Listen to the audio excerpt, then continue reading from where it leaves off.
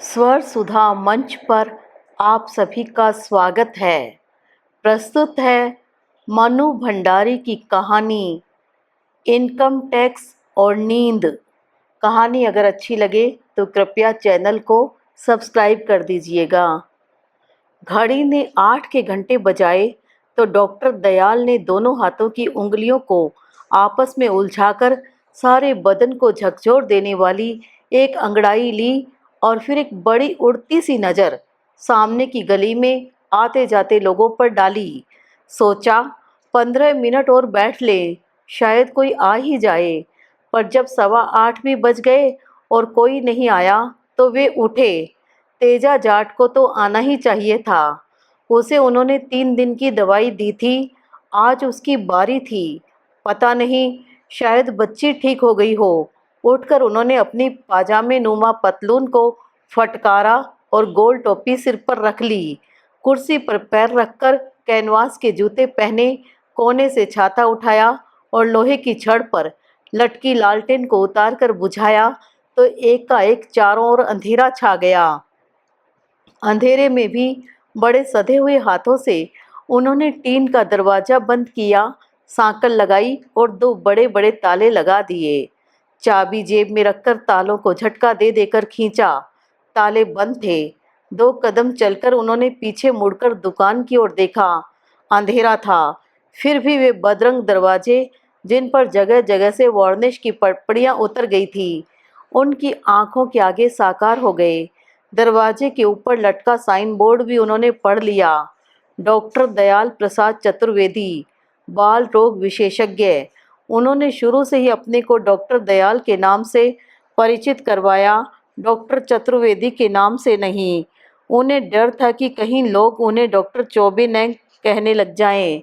चौड़े रास्ते पर आए तो ख्याल आया किसी तरह 5-7 रुपए महीने में एक कमरा उन्हें इस रास्ते पर मिल जाए, जिसमें बत्ती भी हो तो उनकी प्रैक्टिस फिर धड़ल्ले से चल निकले। यह कमरा तो एकदम गली में पड़ जाता है, आखिर लोग सामने से गुजरेंगे तभी तो जानेंगे। घर पहुँचे तो बड़ी लड़की सरोज ने खबर दी, बाबूजी, लखनऊ से कल महिमा जीजी आ रही हैं, उनका यहाँ कोई सेमिनार है, उसी के लिए। महिमा कौन बिट्टी? दयाल जरा चौंके, फिर धीरे धीरे हाथ मुंह धोकर ऊंची ऊंची धोती और लट्ठे की बंडी पहने मूंज की खाट पर बैठते हुए पूछा, बचुआ नहीं आया अभी? नहीं, पता नहीं क्या बात है, 3-4 दिन से रोज ही 9 बजे लौट रहा है। यह आड़त का सेठ तो इसका तेल निकाल के रख देगा, बड़ा परेशान भी रहता है। थाली में दाल, अचार और 4 मिस्सी रोटियां रखते हुए रामेश्वरी ने कहा और थाली स्टूल पर रख दी। दयाल ने गहरा निश्वास छोड़ा। कल लखनऊ से बिट्टी आ रही है। भाई साहब ने इस लड़की की जिंदगी खराब करके रख दी। 26 बरस की बिन ब्याही लड़की घर में बिठाकर रख ली। कितना कितना समझाया मैंने, पर बाप बेटी दोनों को बस एक ही जिद थी, डॉक्टरी पढ़ेगी। लो साहब, हो गई डॉक्टर, अब बस सेमिनार वेमिनार में ही डोलती फिरो। घर ठिकाना तो कोई होता नहीं है इनका। पता नहीं साला क्या जमाना आया है।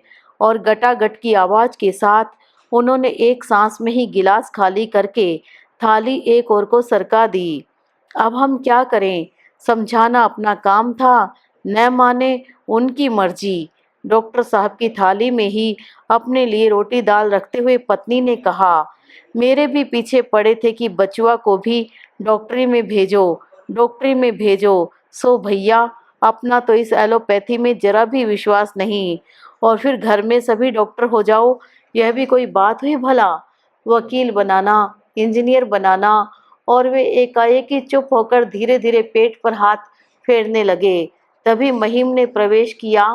कौन बचुआ, इतनी देर से कैसे आए? 9:30 बजने वाले हैं, तुम्हारा तो 7 तक का टाइम है न?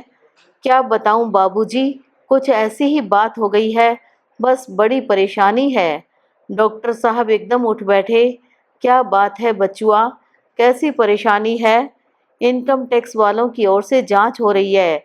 अब ये लोग गोलमाल तो दुनिया भर का किए रहते हैं।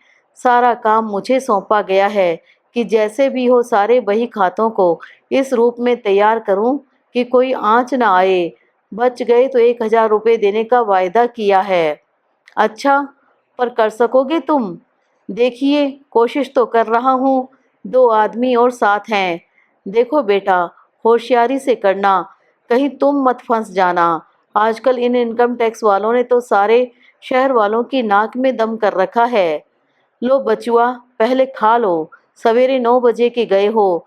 तुम्हारा यह काम तो बड़ा प्राण लेवा है। मैं तो कहूँ नौकरी हो तो सरकारी। सामने वकील साहब के बेटे को देखो, सवेरे 10 बजे जाना और शाम को 5 बजे फिर घर में दाखिल। दोनों जून गरम गरम खाना खावे है, क्या सेहत बना रखी है। बचुआ, कल बिट्टी आ रही है। महिमा, तुम स्टेशन जा सकोगे? दयाल पत्नी की बात को यहीं समाप्त कर देना चाहते थे। महिमा, महिमा कैसे आ रही है? कुछ आश्चर्य मिश्रित प्रसन्नता से महिम ने पूछा। पता नहीं, उसका कोई सेमिनार है। मैं तो पूरे 7 साल बाद उससे मिलूंगा। अब तो वह पूरी डॉक्टर बनी घूमती होगी। और फिर एकाएक सब चुप हो गए। दयाल की आंखों के आगे बिट्टी और बचुआ के बचपन के अनेक दिन घूम गए, जब वे साथ साथ खेला करते थे। उम्र में भी दोनों में केवल 2 महीने का अंतर था। भाई साहब ने नाम भी दोनों के महिम और महिमा रख दिए थे। मैट्रिक तक दोनों साथ ही पढ़े थे। उसके बाद भाई साहब लखनऊ चले गए और फिर तो पिछले 10 सालों में मुश्किल से 1-2 बार मिलन हुआ।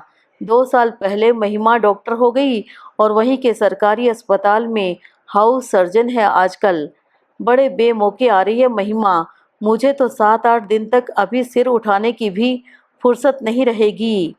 खाना समाप्त हुआ तो रामेश्वरी ने बड़े यत्न से एक गिलास में दूध भरा और महिम के पास ले आई। यह क्यों लाई? पी लो बचुआ, इतना काम तुम करते हो और आजकल तो वैसे भी बड़े कमजोर हो रहे हो। महिम ने गिलास ले लिया। तुम इस काम से फुर्सत पाओ तो जरा मेरठ चले जाना। बल्लभ बाबू ने एक लड़का बताया है। जायचा तो बहुत बढ़िया जुड़ा है। देख लो, सारा मामला जम जावे तो आती सर्दियों में सरोज की शादी कर दूं। तब तक मैट्रिक भी हो जाएगी। इसके बाद थोड़ी देर तक तीनों चुप रहे। फिर महिम उठकर अंदर चला गया। महिमा आई तो सबको लगा कि हाँ, सचमुच उसे देखे 7 साल बीत गए हैं। जैसी की तैसी होकर भी वह कहीं से बहुत बदल गई थी। उसकी हर बात और व्यवहार में एक विचित्र सा आत्मविश्वास झलक पड़ता था। उसने चाचा चाची के पैर छुए, सरोज शशि को प्यार किया और फिर पूछा, महिम कहाँ है? काम पर गया है। बड़ी जिम्मेवारी का काम सौंप रखा है उसके मालिक ने। कल कह भी रहा था कि बड़े बुरे मौके पर आ रही है महिमा। मुझे तो जरा भी फुर्सत नहीं रहेगी इस सप्ताह, रामेश्वरी ने कहा। 1 सप्ताह के लिए कोई खास काम दिया है उसे।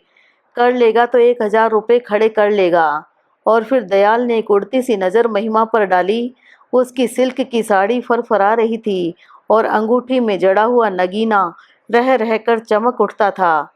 3 दिन तक जो मन में आए कर ले, फिर तो उसे एक दिन की छुट्टी लेनी ही पड़ेगी। मैं छोड़ने वाली थोड़ी हूँ चाचा जी। 7 साल बाद हम मिलेंगे और वह एक दिन की छुट्टी नहीं लेगा। और महिमा हंस पड़ी। क्या करे बेटी, वह तो कल से ही महिमा महिमा कर रहा है। पर समझ लो, पूरी फर्म की जिम्मेदारी उसकी है। एक तरह से मैनेजर ही है। क्लर्क किरानी हो तो यह सुख तो रहता है कि आदमी सब जिम्मेदारियों से मुक्त। बड़े पद पर काम करो तो फिर। अरे सरोज, तू इतना शर्मा क्यों रही है? चाची, इसे तो मैट्रिक के बाद लखनऊ भेज दीजिए, वहीं कॉलेज ज्वाइन कर लेगी। दयाल हंसे। लखनऊ क्या बिट्टी, अब तो ससुराल ही भेजेंगे। हम तो भाई मैट्रिक के बाद लड़की को घर रखने में विश्वास नहीं करते। एक बहुत ही अच्छा लड़का है, मेरठ में इंजीनियर है, घर भी खूब अच्छा है। बस बचुआ जरा देख आए तो आती सर्दी में शादी कर दूं। अभी से? आप भी चाचा जी कमाल करते हैं। और फिर लाल गुलाबी होती सरोज को देखकर पूछा, क्यों री, आगे पढ़ेगी लिखेगी नहीं? अभी से घर गृहस्थी करने का शौक आ रहा है? लड़कियों को तो घर गृहस्थी ही करनी है, जितनी जल्दी संभालें उतना ही अच्छा। और फिर एक क्षण रुककर बोले, भाई साहब तुम्हारे बारे में भी कुछ सोच रहे हैं या नहीं? मेरे बारे में? उसमें पिताजी क्या करेंगे? वह तो मैं खुद ही कर लूँगी। महिमा हंसी, पर दयाल उसके हंसते चेहरे पर कहीं गहरी उदासी की छाया ढूंढने का प्रयत्न करने लगे। तू तो हाउस सर्जन है न, क्या मिल जाता है? वहाँ से तो 350 रुपये मिलते हैं। यूँ मैंने अपनी प्राइवेट प्रैक्टिस भी शुरू कर रखी है, अब तो कुछ कुछ जम भी गई है।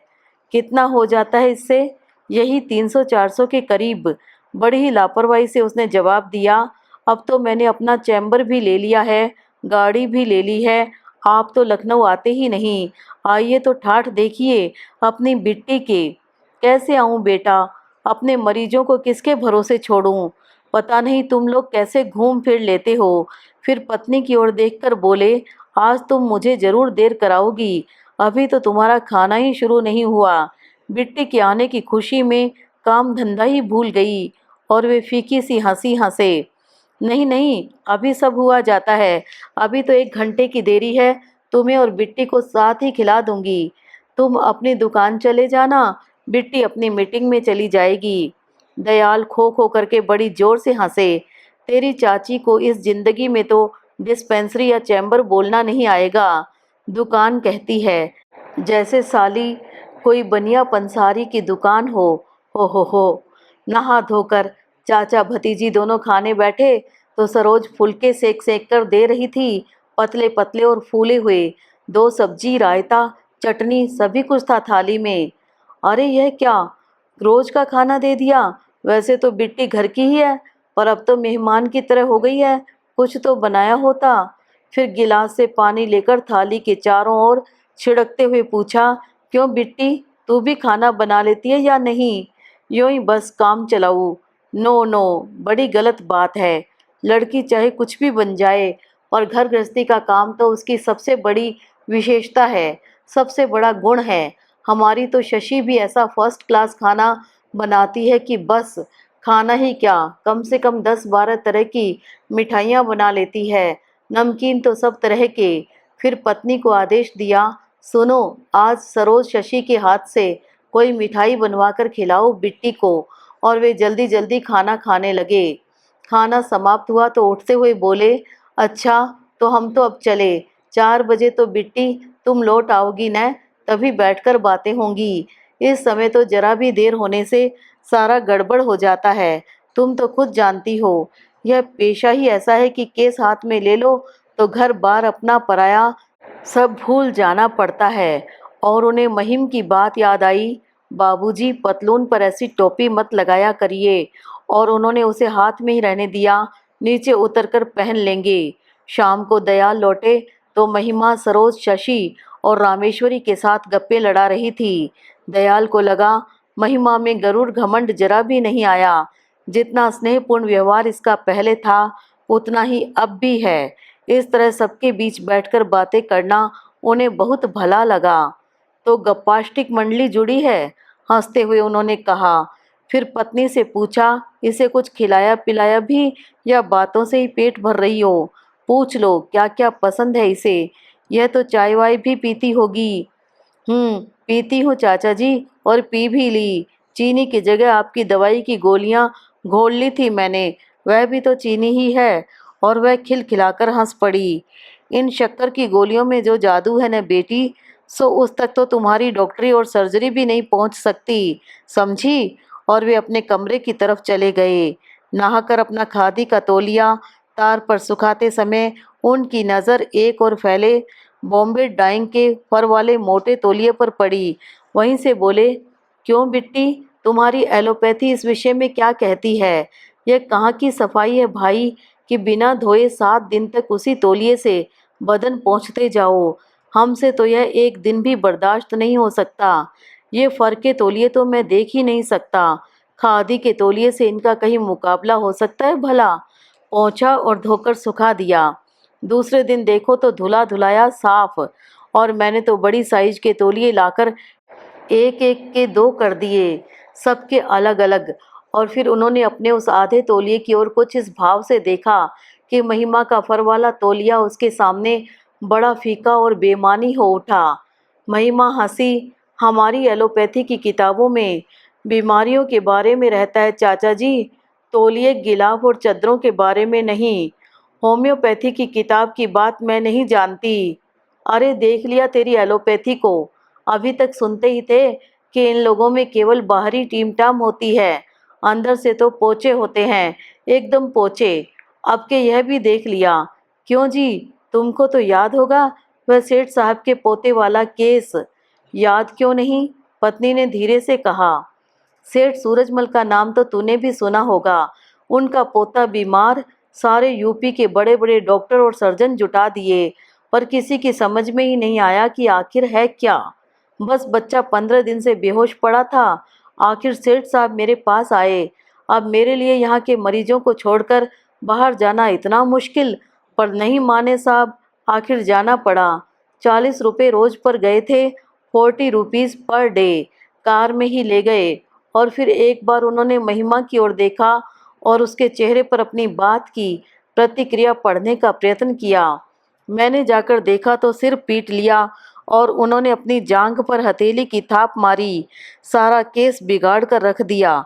मैंने तो सेठ साहब से साफ कह दिया कि अब तो आपने बहुत देरी कर दी। अब तो इन डॉक्टरों से ही कहिए कि ठीक करें। बीमारी मुंह पर लिखी रखी है और ये दुनिया भर के एक्सरे और एग्जामिनेशन करके भी गलत बीमारी का इलाज कर रहे हैं। सेठ साहब बेचारे रो पड़े। डॉक्टर साहब, इस महीने में ही 20,000 खर्च कर चुका हूँ। पैसे की आप चिंता मत करिए, जैसे भी हो मेरे बच्चे को बचा लीजिए। अब आप बिगड़ी बात बना दीजिए। केस की गंभीरता की भूमिका बांधकर डॉक्टर दयाल 2 मिनट को रुके। उनकी पत्नी और दोनों लड़कियां हजारों बार सुने इस किस्से को बड़े ध्यान से सुन रही थी, मानो पहली बार ही सुन रही हों। खैर साहब, मैंने भी भगवान का नाम लेकर 1000 पोटेंसी की एक डोज दी। रात को 9 बजे पहली खुराक दी थी और सवेरे 5 बजे लड़के ने पहली बार आंख खोलकर पानी मांगा। सारे डॉक्टर हैरान। सेठ जी ने मेरे पैर पकड़ लिए। यूपी का वह सबसे बड़ा सर्जन पूछने लगा, आपने कौन सा अमृत पिला दिया साहब? हमारे तो बीमारी ही समझ में नहीं आ रही है। अब मेरी दवाई वे क्या समझते? तुम लोगों को तो ये चीनी की गोली लगती है। हाँ भाई, ठीक है, हमारे पास बड़ी बड़ी मशीनें और औजार नहीं हैं, चैम्बर और गाड़ी नहीं है, बस बीमारी की पकड़ है। और महिमा को याद आया कि जब 3 साल पहले उसका छोटा भाई आया, तब चाचा जी को यह केस समाप्त किए 1 साल हो चुका था, पर इसके सिवाय वे और किसी विषय पर बात नहीं करते थे। बात किसी भी प्रसंग पर चल रही हो, बड़े ही कौशल के साथ वे उसे इससे जोड़ देते थे और फिर 2 घंटे तक इतना रस लेकर सुनाते कि बस महिमा को लगा चाचा जी उसी मूड में आ गए हैं, सो उसने सीधा ही ब्रेक लगाया। पर वह बच्चा तो मर गया था न। हाँ, सो तो उन लोगों की बेवकूफ़ी से ही मर गया। उस बच्चे के बाप बड़े विलायती विचारों के थे। बम्बई से एक जर्मन डॉक्टर पकड़ लाए। 100 रुपये रोज पर आया था। 12 दिन में 1200 रुपये और बच्चे की जान लेकर चलता बना। हरे राम, हरे राम, क्या बताएं भाई, आज का ज़माना ही ऐसा है कि हर चीज़ को पैसे से नापते हैं। 20 रुपये फीस वाला डॉक्टर है तो ज़रूर बड़ा होगा, 20 रुपये फीस वाला स्कूल है तो ज़रूर अच्छा होगा। घर का सारो सामान बेचकर वहीं जाएंगे, चाहे डॉक्टर के नाम पर घसियारा ही बैठा हो। फिर एक क्षण रुके, अपना तो भाई उसूल ही दूसरा है। डॉक्टरी को हम पेशा कम और सेवा कार्य ज़्यादा मानते हैं। अपने 2 रुपये फीस रखो, सभी 20 रख लेंगे तो गरीबों की गुजर कैसे होगी। फिर एकाएक ही पूछ लिया, तू कितनी फीस लेती है बिट्टी? 8 रुपये। ये देखो, जांघ पर जोर की एक थाप देते हुए दयाल बोले, अभी 2 साल डॉक्टरी किए हुए 8 रुपये फीस हो गई, कभी चैम्बर और गाड़ी आ गई। हद है भाई तुम लोगों की भी। पर चाचा जी, जिस तरह महंगाई बढ़ रही है, उसमें एक साधारण ढंग की आरामदायक ज़िंदगी बसर करने के लिए हमें भी तो आखिर कुछ चाहिए न। महिमा जरा तैश में आ गई। और फिर गाड़ी तो डॉक्टर के लिए आराम की नहीं, आवश्यकता की चीज़ है। एक ही राउंड में कितनी विजिट्स दे आते हैं। बिना गाड़ी से आपका समय बर्बाद नहीं होता है? आप एक राउंड में कितने मरीजों को देख लेते हैं? डॉक्टर दयाल ने उत्तर देने के लिए बात का शुरू वाला हिस्सा पकड़ा। बहुत रईसी की जिंदगी, चाहे न जी हो, पर ऐसी कोई तकलीफ भी नहीं देखी। 3 3 बच्चों को पढ़ा लिखा कर तैयार कर दिया। सरोज की शादी का पूरा इंतजाम है। खाया पहना भी अच्छा ही। और उन्होंने एक सरसरी नज़र कमरे के चारों ओर और अपनी बच्चियों के कपड़ों पर डाली। सब कुछ ठीक ही था। इतने में महिम ने प्रवेश किया। अरे महिम! महिमा उठकर उसके गले से लिपट गई। बदतमीज कहीं का, खबर कर दी थी आने की, फिर भी सारे दिन शक्ल नहीं दिखाई दी। ठहर जा, तेरी मैनेजरी तो मैं झाड़ूंगी। 4 दिन के लिए आए हैं, यह नहीं कि एक दिन छुट्टी ही ले लेता। अरे डॉक्टरनी बन गई है तो बड़ी इतरा रही है, तेरे लिए छुट्टी ले लूंगा। ऐसी ही लाट साहब हो गई है न। दयाल बड़ी ममता भरी आंखों से भाई बहन का यह मिलन देख रहे थे। चाची और लड़कियां मुस्कुरा रही थी। एक क्षण को जैसे सब भूल ही गए कि इन 8-10 सालों में दोनों परिवार बहुत बहुत दूर जा पड़े हैं। छत पर हल्का सा अंधेरा छाया हुआ था और दयाल चाह रहे थे कि अंधेरा किसी तरह गहरा हो जाए और महिमा महिम का सूखा मुरझाया चेहरा न देखे।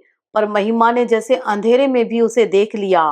पीठ पर धौल जमाते हुए कहा, क्यों रे मैनेजर, तेरा रोब वोब मान लेते हैं लोग। सिंकचिया पहलवान तो हो रहा है, मैनेजर है तो उसके लायक जरा पर्सनालिटी तो बना। महिम समझ गया कि यह मैनेजर वाली बात जरूर बाबूजी ने कही होगी। तू रोगियों पर अपने शरीर का ही रौब डालती है शायद। खासी मोटी हो रही है, 1 महीने में कितने रोगी मारती है। लो बच्चुआ, अब हाथ मुंह धो तो खाना लगाऊं, फिर सारी रात लड़ते झगड़ते रहना। महिम अपने कपड़े लेने के लिए कमरे की ओर चला तो दयाल भी पीछे पीछे गए। आवाज धीमी करके बोले, कुछ संभल रहा है काम? बेटा खूब होशियारी से करना, यह इनकम टैक्स वालों का चक्कर होता बुरा ही है। फिर जरा ठहर कर कुछ अटकते अटकते बोले, देखो महिमा तुम्हारी बराबरी की बहन है, फिर भी अब जरा बड़ी हो गई है, सो बहुत घुल मिलकर बातें मत करना। जरा, मेरा मतलब हंसो बोलो, पर यह नहीं कि अपनी सारी की सारी बातें बताते रहो या उसकी खोद खोद कर पूछो। सच बात यह है कि अब हमारे वैसे संबंध रहे नहीं, तुम समझ गए होंगे यानी। और वे चुपचाप बाहर चले गए। पत्नी से जाकर कहा, बचुआ को इस्त्री किया हुआ कुर्ता पजामा दे देना, समझी। खाने बैठे तो महिमा ने चम्मच मांगा। रामेश्वरी ने वहीं से हाथ बढ़ाकर जर्मन सिल्वर का एक चम्मच पकड़ा दिया तो दयाल ने डांट दिया, अरे स्टील का चम्मच दो, दर्जनों चम्मच स्टील के पड़े होंगे पर तुम्हें। और वे चुप हो गए। यही ठीक है। और महिमा ने खाना शुरू कर दिया। रामेश्वरी अंदर जाकर अलमारी में से स्टील का चम्मच ले आई, पर वह पड़ा ही रहा। तुम लोग डॉक्टर भले ही हो जाओ, भले ही चैम्बर खोल लो और गाड़ियां रख लो, फीस 20 रुपए रख लो, पर मामूली सफाई तुम लोगों को कभी नहीं आएगी। अब यह कांटे चम्मच छुरी की ही बात लो, मैं पूछता हूँ इसमें कहाँ की सफाई है भला। एक ही चम्मच सबके मुंह में जाता है, बस ऐसे ही बीमारियां फैलती हैं। वरना अपना हाथ बस अपने ही मुंह में जाए और धोया और साफ। बच्चुआ ने भी बड़ी रट लगाई थी, पर भाई मैंने तो एक नहीं चलने दी। फिर उन्होंने दाल का एक सड़ाका खींचा। महिमा धीरे से मुस्कुरा दी, देखो बिट्टी, बुरा मत मानना, तुम्हारी इस एलोपैथी ने मानव जाति का कल्याण कम और नाश ज्यादा किया है। एक दवाई लो, उसका एक्शन कम, रिएक्शन ज्यादा होता है। हमारी होम्योपैथी करेगी तो भला ही करेगी, बुरा करने का सवाल उठता ही नहीं।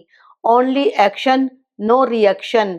और उन्होंने बड़े आत्मविश्वास और गर्व से महिमा की ओर देखा, मानो कह रहे हों, बोलो, है कोई जवाब इस बात का? यदि ऐसी बात होती न चाचा जी, तो दुनिया भी आखिर इतनी पागल नहीं है कि अपना बुरा करने वाली चीज के पीछे ही यूं जान झोंके रहती। मेडिकल साइंस ने इतनी उन्नति आपकी होम्योपैथी के बूते पर तो की नहीं। यह कुछ नहीं, केवल वैद्यों, हकीमों और होम्योपैथी डॉक्टरों का फ्रस्ट्रे। पर एकाएक अपने तैश पर काबू पाकर वह चुप हो गई। महिमा ने शब्द अधूरा छोड़ दिया था, पर दयाल ने पकड़ लिया।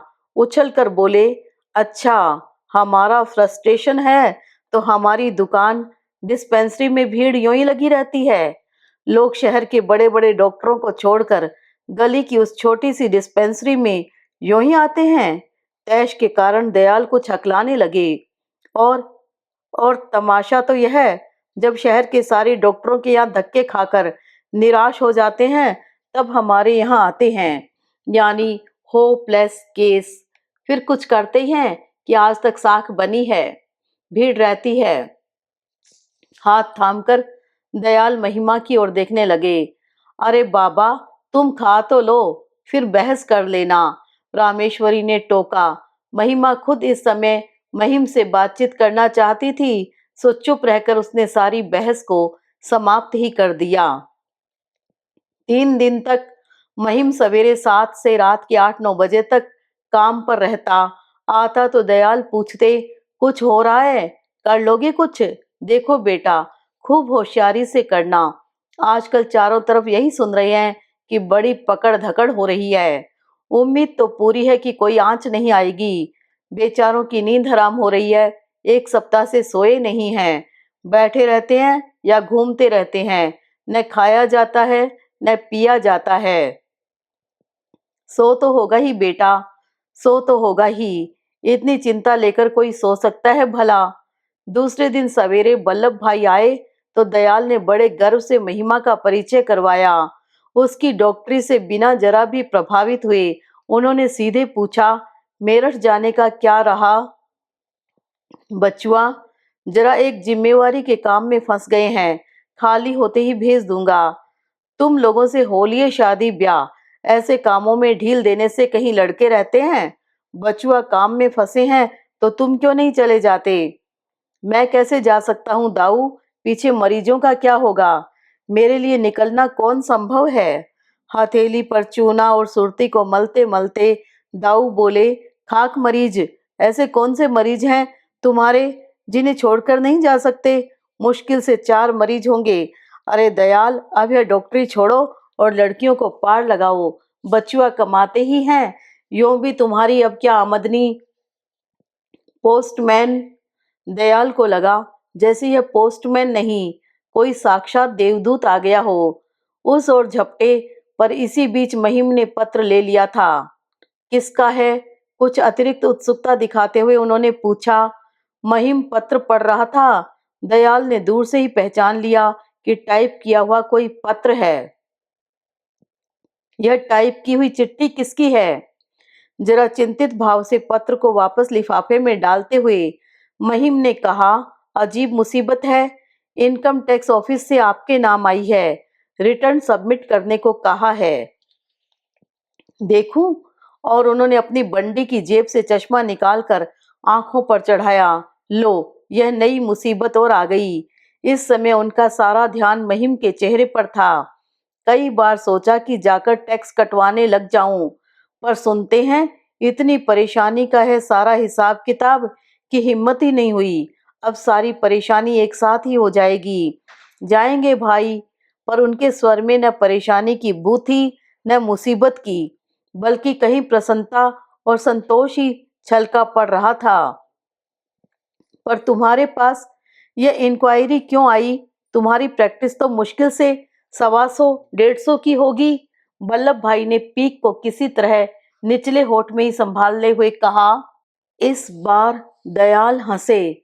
अच्छा हो दाऊ, यह बात तुम वहां समझा आओ, कह देना उसके तो मुश्किल से 4 मरीज हैं, उसकी क्या इनकम है, मैं भी मुसीबत से बचूं।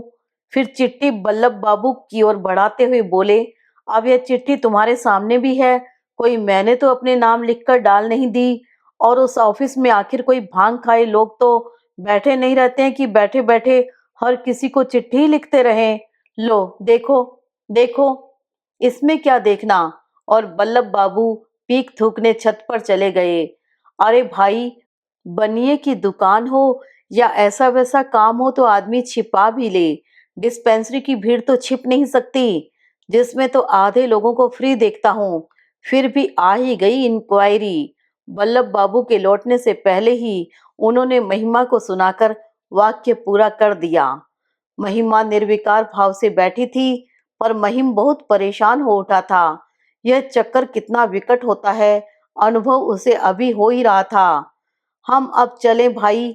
छत से लौटकर बल्लभ बाबू ने बिना कुर्सी पर बैठे सीधे छड़ी उठाई और देखो, संबंध करना हो तो लड़के को देखभाल लो, इन कामों में देरी ठीक नहीं होती। और अपनी खाट पर से जरा सा उठकर उन्होंने बल्लभ बाबू को विदा दे दी। फिर बड़े सधे से स्वर में बोले, आई है तो भोगेंगे भाई, आखिर कब तक धूल झोंकी जा सकती है। और सच तो यह है कि हम खुद भी ऐसा कोई काम करना नहीं चाहते। अरे कमाते हैं तो सरकार का हिस्सा उसे भी देंगे। फिर महिमा की ओर देखकर बोले, क्यों महिमा, तुम लोगों का क्या हिसाब रहता है इनकम टैक्स का? तनख्वाह का तो अस्पताल में ही कट जाता है, बाकी अलग से दे देते हैं। हमसे ही गलती हो गई भाई, खैर अब सही, अपनी गलती के लिए थोड़ी मुसीबत उठा लेंगे। तभी सामने वाली छत पर कोर्ट जाने को तैयार वकील साहब दिखाई दिए तो दयाल भी अपनी छत पर निकल आए। वकील साहब, इनकम टैक्स वालों ने रिटर्न सबमिट करने को कहा है, कुछ मुसीबत आई तो बचाइए, पड़ोसी का हक तो अदा करेंगे न। आपके पास आई है इंक्वायरी? अब देख लीजिए, अभी तो चिट्ठी जेब में ही लिए हूँ, भेजूं बचवा के हाथ? नहीं नहीं, अभी तो कोर्ट जा रहा हूँ, शाम को देखूंगा, तब तक आप अपना हिसाब किताब ठीक करिए। चलें भाई, आज दुकान डिस्पेंसरी जल्दी ही चले जाएं। और वे आधा तौलिया लेकर नहाने चल दिए। रात में महिम लौटा तो सोच रहा था, सवेरे पिताजी चाहे परेशान न हुए हों, अब अवश्य परेशान हो रहे होंगे। अभी सेठ जी का मामला समाप्त नहीं हुआ कि यह नई मुसीबत आ गई। पिताजी का हिसाब किताब भी उसे ही ठीक करना होगा। बच तो जाएंगे ही, पर 8-10 दिन की परेशानी तो हो ही जाएगी। घर में किसी को न देखकर उसने रामेश्वरी से पूछा, बाबूजी कहाँ हैं? महिमा और सरोज शशि, वे तीनों सिनेमा गई हैं और बाबूजी सो गए। सो गए अभी से? कुछ आश्चर्य और परेशानी से उसने पूछा। हाँ। उसे एकाएक विश्वास नहीं आया। अंदर जाकर बत्ती जलाई तो देखा खाट पर चित लेटे दयाल खराटे खींच रहे थे। चेहरे पर न कोई परेशानी थी न दुविधा, वे निश्चिंत भाव से गहरी नींद में डूबे हुए थे। महिम एक क्षण उनके झुर्रियों भरे चेहरे को ही देखता रहा। पिताजी परेशान नहीं हैं, उसे इस बात से जैसे बड़ी राहत मिली। महिम को लगा जैसे पिताजी हफ्ते भर से सो रहे हैं, उनकी नींद न उचट जाए, इसलिए उसने बत्ती बुझा दी। एक क्षण के लिए कमरे की हर वस्तु अंधेरे में डूब गई।